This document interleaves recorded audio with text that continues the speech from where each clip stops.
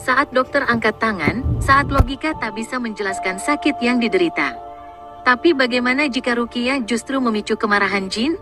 Dan jin itu tidak hanya menyerang pasien, tapi juga balik menyerang yang meruqyah. Assalamualaikum warahmatullahi wabarakatuh. Sahabat yang dirahmati Allah, malam ini kita akan menyimak sebuah kisah nyata yang bukan hanya menyeramkan, tapi juga mengandung pelajaran berharga bagi siapa saja yang pernah merasa diganggu makhluk halus. Ini adalah kisah tentang ruqyah, tapi bukan ruqyah yang berjalan mulus, melainkan ruqyah yang berubah jadi teror, ketika jin tak mau pergi dan malah membalas.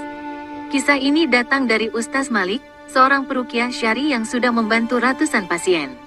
Suatu hari, ia dipanggil ke rumah seorang wanita muda bernama Aini.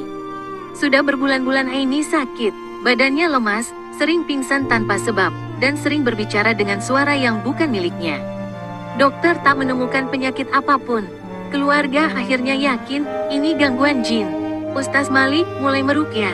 Dia membaca surat Al-Fatihah, ayat kursi, Al-Baqarah ayat 1-5, dan beberapa ayat lainnya. Awalnya tenang, tapi ketika masuk ayat-ayat tentang azab neraka, tiba-tiba Aini menjerit. Bukan jeritan manusia, suaranya berat, parau, dan penuh kebencian.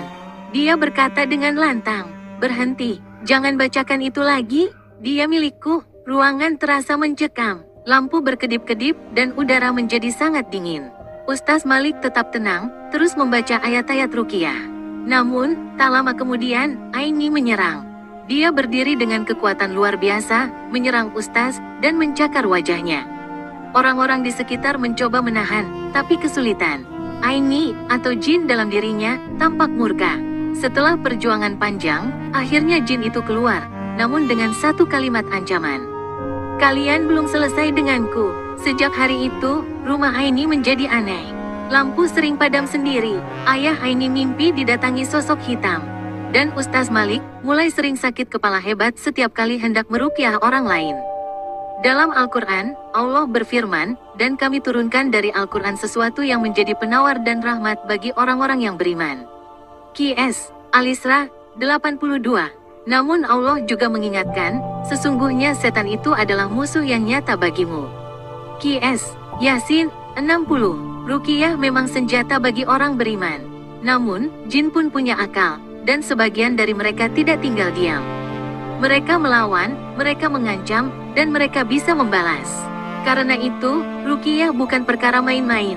Ia perlu ilmu, keberanian, dan perlindungan penuh dari Allah.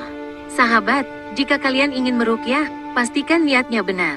Dan lakukan sesuai syariat, bukan sekadar membaca ayat, tapi juga menjaga hati, lisan, dan kehidupan dari maksiat. Bagi yang pernah mengalami pengalaman serupa, silakan ceritakan di kolom komentar. Mari saling menguatkan, saling mendoakan. Jangan lupa klik suka dan berlangganan agar kita terus bisa menyebarkan kisah penuh hikmah seperti ini. Semoga Allah lindungi kita dari gangguan jin dan syaitan. Semoga kita selalu diliputi cahaya Al-Quran dalam hidup. Dan semoga kisah ini menjadi pengingat bahwa ruqyah bukan untuk menantang jin, tapi untuk kembali mendekat kepada Rabb yang Maha Perkasa. Wassalamualaikum warahmatullahi wabarakatuh.